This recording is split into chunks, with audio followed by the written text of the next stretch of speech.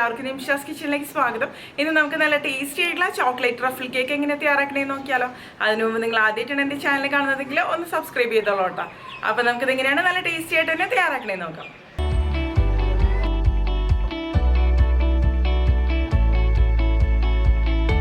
അപ്പോൾ നമുക്ക് നല്ല ടേസ്റ്റി ആയിട്ടുള്ള ചോക്ലേറ്റ് ട്രഫിൾ കേക്ക് തയ്യാറാക്കിയാലോ. അതിന് വേണ്ടിയിട്ട് ആദ്യം നമുക്ക് കേക്ക് ടിന്നൊന്ന് റെഡിയാക്കി എടുക്കണം.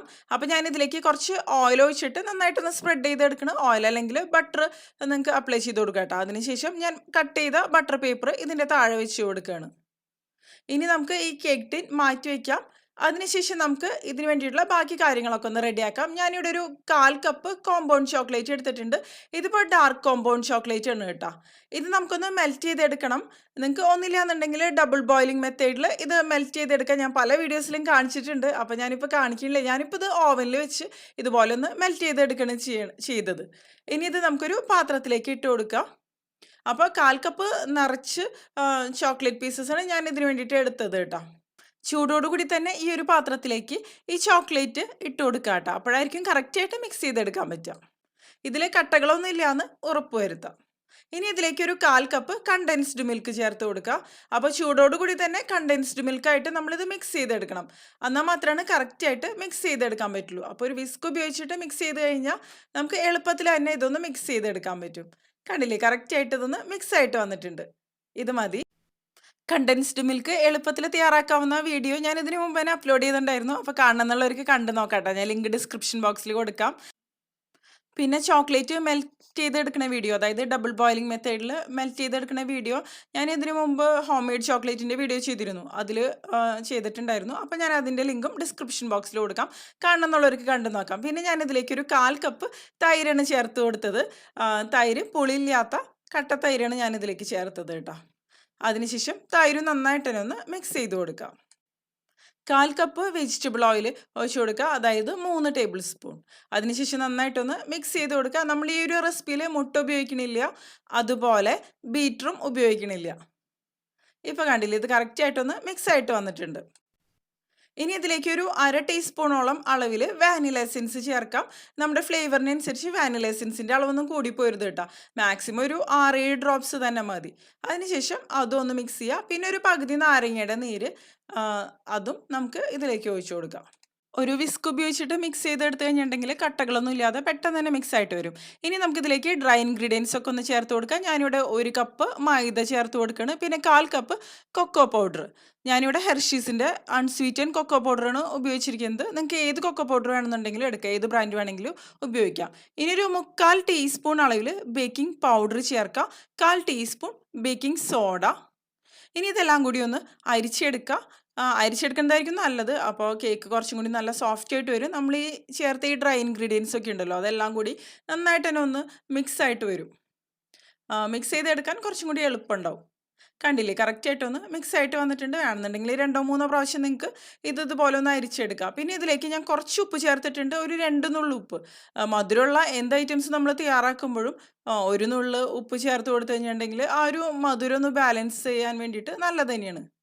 ഇതുപോലെ ഞാൻ വിസ്ക് ഉപയോഗിച്ചിട്ടൊന്ന് മിക്സ് ചെയ്തെടുക്കണം. കണ്ടില്ലേ, അപ്പോൾ ഇതിപ്പോൾ അത്യാവശ്യം നല്ല ഡ്രൈ ആയിട്ട് തന്നെയാണ് ഇരിക്കണത്. മിക്സ് ചെയ്തെടുക്കാൻ പറ്റാത്തൊരു സ്റ്റേജ് ആകുമ്പോൾ നമുക്ക് ഇതിലേക്ക് കുറേശ്ശെ പാൽ ഒഴിച്ചു കൊടുക്കാം. പാൽ ഒഴിക്കുമ്പോൾ റൂം ടെമ്പറേച്ചറിലുള്ള പാലായിരിക്കണം കേട്ടോ ഒഴിച്ചു കൊടുക്കേണ്ടത്. കേക്ക് തയ്യാറാക്കുമ്പോൾ നമ്മൾ ഉപയോഗിക്കുന്ന എല്ലാ ഇൻഗ്രീഡിയൻസും റൂം ടെമ്പറേച്ചറിലുള്ളത് തന്നെയായിരിക്കണം കേട്ടോ. അതുപോലെ പാലിന് അങ്ങനെ പ്രത്യേകിച്ച് അളവൊന്നുമില്ല. ഒരു 1/4 കപ്പ് മുതൽ ഒരു 1/2 കപ്പൊക്കെ വരെ വേണ്ടി വരും മാക്സിമം. അത് ഒഴിച്ചു കൊടുത്ത് നോക്കുമ്പോൾ നമുക്ക് മനസ്സിലാവും. കട്ടകളൊക്കെ നന്നായിട്ട് തന്നെ ഒന്ന് മാറ്റിയെടുക്കുക. പക്ഷേ കേക്കായ കാരണം നമ്മൾ ഓവറായിട്ടും മിക്സ് ചെയ്തെടുക്കരുത്. അപ്പോൾ അതൊക്കെ ഒന്ന് മിക്സ് ചെയ്ത് കൊടുക്കാം. ഇനി ഞാൻ ഇതിലേക്ക് ഒരു 1/4 കപ്പ് പൊടിച്ച പഞ്ചസാര ചേർക്കുന്നുണ്ട്. പഞ്ചസാര പൊടിച്ച് തന്നെ ചേർക്കാം കേട്ടോ. പിന്നെ ഒരു 1.5 ടേബിൾ സ്പൂണോളം അളവിൽ കണ്ടൻസ്ഡ് മിൽക്ക് കൂടി ചേർക്കുന്നുണ്ട്. അതിനുശേഷം എല്ലാം കൂടി നന്നായിട്ടൊന്ന് മിക്സ് ചെയ്ത് കൊടുക്കാം. അപ്പോൾ പാല് വേണമെന്നുണ്ടെങ്കിൽ ആവശ്യത്തിന് ഈ ഒരു സ്റ്റേജിൽ ചേർത്ത് കൊടുക്കാം. ഇപ്പോൾ നമ്മുടെ കേക്ക് ബാറ്റർ കണ്ടില്ലേ, റെഡി ആയിട്ട് വന്നിട്ടുണ്ട്. ഈ ഒരു കൺസിസ്റ്റൻസിയിലാണ് നമുക്ക് വേണ്ടത്. ഒരുപാട് തിക്കായിട്ട് വരാനും പാടില്ല, അതുപോലെ ഒരുപാട് ലൂസായിട്ട് വരാനും പാടില്ല. ഇനി നമുക്ക് ഇത് കേക്ക് ടിന്നിൽ ഒഴിച്ചിട്ട് ബേക്ക് ചെയ്തെടുക്കണം. ഞാൻ ഈ ഒരു സമയത്ത് അവൻ പ്രീഹീറ്റ് ചെയ്യാൻ വേണ്ടിയിട്ട് വെച്ചിട്ടുണ്ട്. നിങ്ങൾക്ക് കടായിൽ വെച്ചിട്ടോ അല്ലെങ്കിൽ കുക്കറിൽ വെച്ചിട്ടോ എങ്ങനെ വേണമെന്നുണ്ടെങ്കിലും ഇത് ബേക്ക് ചെയ്തെടുക്കാം ട്ടോ. അവനിൽ വെച്ചിട്ട് തന്നെ ബേക്ക് ചെയ്തെടുക്കണമെന്നൊന്നുമില്ല. ഞാൻ ഈ ബാറ്റർ മുഴുവനായിട്ട് കേക്ക് ടിന്നിലേക്ക് ഒഴിച്ചു കൊടുക്കുകയാണ്. ഇനി ഇത് 180° സെൻറ്റിഗ്രേഡിൽ 20 മുതൽ 25 മിനിറ്റ് വരെയാണ് ബേക്ക് ചെയ്തെടുക്കേണ്ടത്. അപ്പോഴേക്കും കറക്റ്റായിട്ട് തന്നെ ബേക്കായിട്ട് വന്നിട്ടുണ്ടാവും. ഇതുപോലെ ഒന്ന് തട്ടിക്കൊടുക്കുക. എന്തെങ്കിലും ഒരു എയർ ബബിൾസ് എന്തെങ്കിലും ഉണ്ടെങ്കിൽ അത് പോയി കിട്ടും. ഇതിന് കറക്റ്റായിട്ട് ഒന്ന് ബേക്ക് ചെയ്തെടുക്കുക. അതിനുശേഷം ഞാൻ കാണിക്കാം. ഇനി ഇത് ഞാനൊന്ന് അൺമോൾഡ് ചെയ്തെടുക്കുന്നുണ്ട്. ചെറുതായിട്ടൊന്ന് തണുത്തതിന് ശേഷം മാത്രം അൺമോൾഡ് ചെയ്തെടുത്താൽ മതി. ഞാൻ പക്ഷേ കുറച്ച് തിരക്കുണ്ടായിരുന്നു. അത് കാരണം പെട്ടെന്ന് തന്നെ അൺമോൾഡ് ചെയ്തെടുത്തിട്ടുണ്ട്. ഇനി ഇത് ഞാനൊരു വയർ റാക്കിലേക്ക് മാറ്റിയിട്ട് നന്നായിട്ട് തണുത്തതിന് ശേഷം മാത്രം കട്ട് ചെയ്തെടുക്കാം ട്ടോ. ഇപ്പം എൻ്റെ കേക്ക് കറക്റ്റായിട്ട് തണുത്ത് വന്നിട്ടില്ല. ഞാൻ അതിന് മുമ്പ് തന്നെ കട്ട് ചെയ്തെടുക്കണ്. പക്ഷേ തണുക്കണതിന് മുമ്പ് നമ്മൾ കട്ട് ചെയ്ത് എടുത്ത് കഴിഞ്ഞിട്ടുണ്ടെങ്കിൽ കേക്ക് പൊടിഞ്ഞു പോവും. കറക്റ്റായിട്ട് നമുക്ക് കിട്ടാൻ ബുദ്ധിമുട്ടാണ്. അപ്പോൾ ഞാനിത് 3 ലെയറായിട്ടാണ് കട്ട് ചെയ്തെടുക്കണത്. നിങ്ങൾക്ക് എത്ര ലെയർ വേണമെന്ന് വെച്ചാൽ അതിനനുസരിച്ച് കട്ട് ചെയ്തെടുക്കുക. കണ്ടില്ലേ നല്ല സോഫ്റ്റ് ആയിട്ടുള്ള കേക്ക് തന്നെയാണിത്. ഇനി ഓരോ ലേയേഴ്സും കട്ട് ചെയ്തത് നമുക്ക് മാറ്റി വയ്ക്കാം. അപ്പോൾ എടുക്കുമ്പോൾ സൂക്ഷിക്കുക. പ്രത്യേകിച്ച് സോഫ്റ്റ് ആയിട്ടുള്ള കേക്ക് ആയ കാരണം പെട്ടെന്ന് തന്നെ പൊടിഞ്ഞു പോകാനുള്ള ഒരു സാധ്യതയുണ്ട്. അടുത്ത ലെയറും ഈ ഒരു രീതിയിൽ തന്നെ നമുക്ക് കട്ട് ചെയ്തെടുക്കാം. ഇതിപ്പോൾ തിൻ ലെയേഴ്സ് ആയിട്ട് തന്നെയാണ് ഞാൻ കട്ട് ചെയ്തെടുക്കണത്. ആദ്യം വശങ്ങളിലൊന്ന് കട്ട് ചെയ്ത് കൊടുക്കുക. അതിനുശേഷം സെൻറ്ററിൽ കട്ട് ചെയ്താൽ മതി. അപ്പോൾ എളുപ്പത്തിൽ തന്നെ നമുക്ക് കട്ട് ചെയ്തെടുക്കാൻ പറ്റും. നിങ്ങൾ കത്തി ഉപയോഗിച്ചിട്ടാണ് കട്ട് ചെയ്ത് എടുക്കണമെന്നുണ്ടെങ്കിൽ. ഇനി ഈ ഒരു ലെയറും നമുക്ക് മാറ്റി വയ്ക്കാം. അപ്പോൾ നമ്മുടെ 3 ലെയേഴ്സും റെഡി ആയിട്ടുണ്ട്. ഇനി നമുക്ക് ഇതിൻ്റെ ഫ്രോസ്റ്റിങ്ങിന് വേണ്ടിയിട്ടുള്ള കാര്യങ്ങൾ ചെയ്യാം. ഞാനിവിടെ വിപ്പിംഗ് ക്രീം എടുത്തിട്ടുണ്ട്. വിപ്പിംഗ് ക്രീം നമുക്ക് ഒരു പാത്രത്തിലേക്ക് ഒഴിച്ചു കൊടുക്കാം. ഇപ്പോൾ ചെറിയ കട്ടകളുണ്ട്. ഞാൻ ഫ്രീസറിൽ നിന്ന് കുറച്ച് നേരത്തെയായിരുന്നു എടുത്ത് വെച്ചിരുന്നത്. അത് പക്ഷേ കുഴപ്പമില്ല. നമ്മളിപ്പോൾ ഇത് വിപ്പ് ചെയ്ത് എടുക്കണമെന്നില്ല. അപ്പോൾ ഈ കട്ടകളൊന്ന് മാറ്റിയെടുക്കാം. നമ്മൾ ചോക്ലേറ്റ് ഗണാഷാണ് ഇത് ഉപയോഗിച്ചിട്ട് തയ്യാറാക്കിയെടുക്കണത്. അപ്പോൾ ഞാനിപ്പോൾ കട്ടകൾ ഇതുപോലെ ഒന്ന് മാറ്റി വെച്ചിട്ടുണ്ട്. അതിനുശേഷം ഞാനിവിടെ കോമ്പൗണ്ട് ചോക്ലേറ്റ് എടുത്തിട്ടുണ്ട് 400 ഗ്രാം. ഇനി ചോക്ലേറ്റ് ഒന്ന് നമുക്ക് മെൽറ്റ് ചെയ്തെടുക്കാം. ഒന്നില്ലാന്നുണ്ടെങ്കിൽ ഡബിൾ ബോയിലിംഗ് മെത്തേഡിൽ, അല്ലാന്നുണ്ടെങ്കിൽ നിങ്ങൾക്ക് ഓവനിൽ വെച്ച് മെൽറ്റ് ചെയ്തെടുക്കാം. ഞാനിപ്പോൾ എളുപ്പത്തിന് വേണ്ടിയിട്ട് ഓവനിൽ വെച്ചിട്ടാണ് മെൽറ്റ് ചെയ്തെടുക്കണത്. ഞാനിവിടെ വിപ്പിംഗ് ക്രീം എടുത്തിരിക്കുന്നത് 1/2 ലിറ്ററാണ്. പക്ഷേ 1/2 ലിറ്റർ വിപ്പിംഗ് ക്രീമിൻ്റെ ആവശ്യമില്ല. ശരിക്കൊരു 300 ml ഒക്കെ മതിയാവും. അത് കറക്റ്റായിട്ടുള്ളൊരു അളവ് തന്നെയാണ്. ഞാൻ കുറച്ച് കൂടുതൽ എടുത്തുവെന്നുള്ളൂ. ഇനി വിപ്പിംഗ് ക്രീം നന്നായിട്ടൊന്ന് ചൂടായിട്ട് വരണം. പക്ഷേ തിളച്ച് വരേണ്ട ആവശ്യമില്ല. ചെറുതായിട്ടൊന്ന് ചൂടായാൽ മതി. ലോ ഫ്ലെയിമിൽ വെച്ചിട്ട് ഇതുപോലെ ഒന്ന് ഇളക്കി കൊടുത്തുകൊണ്ടിരിക്കുക. അപ്പോൾ ചൂടായിട്ടുള്ള വിപ്പിംഗ് ക്രീമിലേക്കാണ് നമ്മൾ മെൽറ്റ് ചെയ്ത ചോക്ലേറ്റ് ചേർത്ത് കൊടുക്കേണ്ടത്. അപ്പോഴായിരിക്കും അത് കറക്റ്റായിട്ട് മിക്സ് ചെയ്ത് എടുക്കാൻ പറ്റുള്ളൂ. ഇപ്പോൾ ചോക്ലേറ്റ് കറക്റ്റായിട്ട് മെൽറ്റായിട്ട് വന്നിട്ടുണ്ട്. ഇനി ഇത് രണ്ടും കൂടി നമുക്ക് നല്ലപോലെ ഒന്ന് മിക്സ് ചെയ്തെടുക്കാം. അപ്പോൾ ആദ്യം മിക്സ് ചെയ്തെടുക്കുന്ന സമയത്ത് ചിലപ്പോൾ മിക്സ് ചെയ്തെടുക്കാൻ ചിലപ്പോൾ ബുദ്ധിമുട്ടൊക്കെ പോലെ തോന്നും. അപ്പോൾ നിങ്ങൾ ഡബിൾ ബോയിലിംഗ് മെത്തേഡിലാണ് ഇത് എന്താ പറയുക മെൽറ്റ് ചെയ്തെടുത്തതെന്നുണ്ടെങ്കിൽ നിങ്ങൾക്ക് ഒന്നും കൂടിയും ഡബിൾ ബോയിലിംഗ് മെത്തേഡിൽ തന്നെ ഇതൊന്നും കൂടി മിക്സ് ചെയ്ത് എടുക്കാം. മിക്സ് ചെയ്യാൻ ബുദ്ധിമുട്ടുണ്ടെന്നുണ്ടെങ്കിൽ. ഞാനിപ്പോൾ ഇതൊരു വിസ്ക് ഉപയോഗിച്ചിട്ടാണ് മിക്സ് ചെയ്തെടുക്കാൻ പോണത്. അങ്ങനെയാകുമ്പോൾ വളരെ എളുപ്പത്തിൽ തന്നെ നമുക്കിത് മിക്സ് ചെയ്തെടുക്കാൻ പറ്റും. നമ്മൾ തവിയൊക്കെ ഉപയോഗിച്ച് മിക്സ് ചെയ്തെടുക്കുമ്പോൾ ഒരുപാട് സമയമെടുക്കും മിക്സ് ആയിട്ട് വരാനും, അതുപോലെ കട്ടകളൊക്കെ പോലെ കിടക്കാനൊക്കെയുള്ള സാധ്യതയുണ്ട്. അപ്പോൾ ആദ്യം ഒരു തവി ഉപയോഗിച്ച് ഇതുപോലെ ഒന്ന് മിക്സ് ചെയ്ത് നോക്കാം. അതിനുശേഷം പിന്നെ വിസ്ക് ഉപയോഗിച്ചിട്ട് നമുക്ക് എളുപ്പത്തിൽ തന്നെ മിക്സ് ചെയ്തെടുക്കാൻ പറ്റും.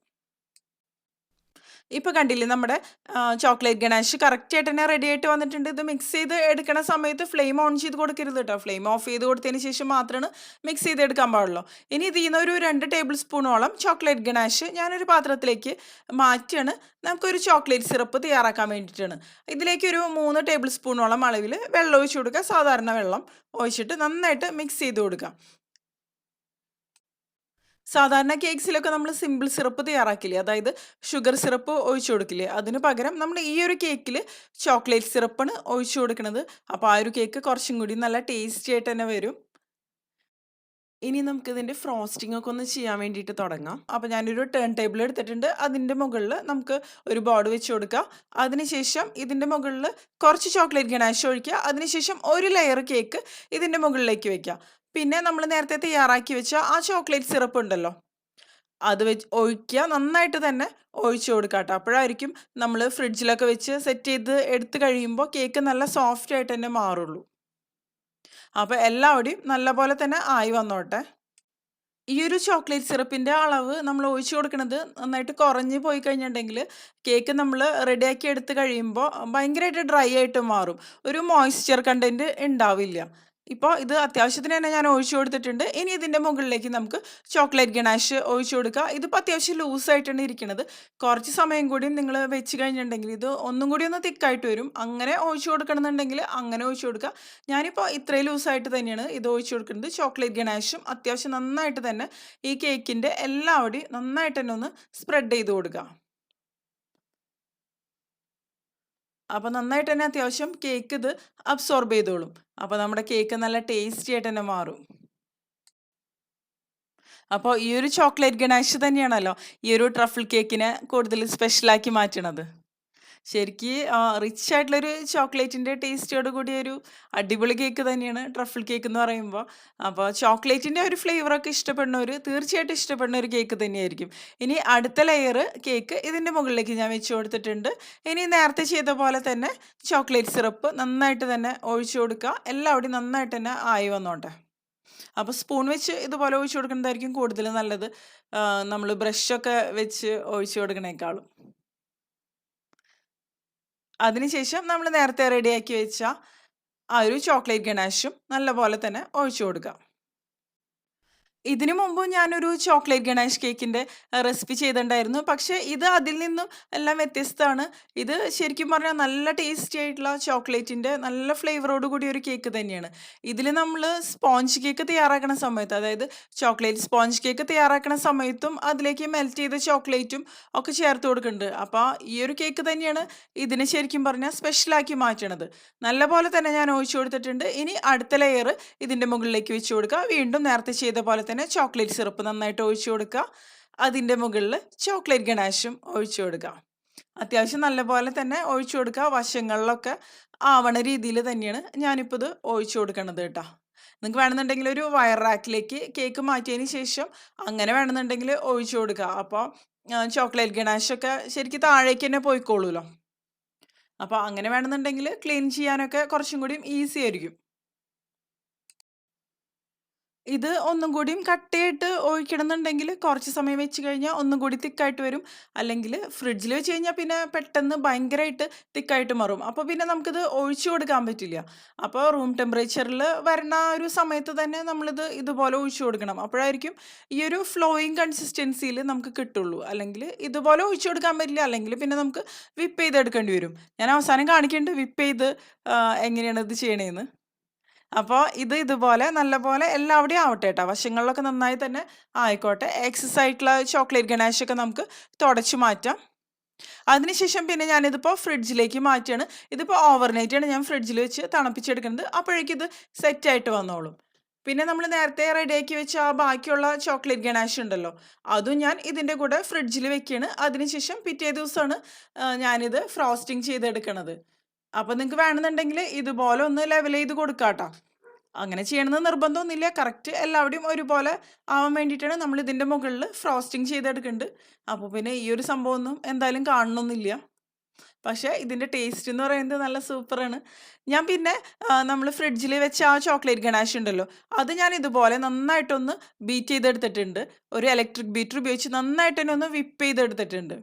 ഇനി ഇത് നമുക്കൊരു പൈപ്പിംഗ് ബാഗിലാക്കാം. ഞാൻ ഈ ഒരു നോസിലാണ് കേട്ടോ ഇതിന് വേണ്ടിയിട്ട് എടുത്തിരിക്കുന്നത്. നിങ്ങൾക്ക് ഇഷ്ടമുള്ള രീതിയിൽ ഏത് നോസിൽ വേണമെങ്കിലും ഉപയോഗിക്കാം.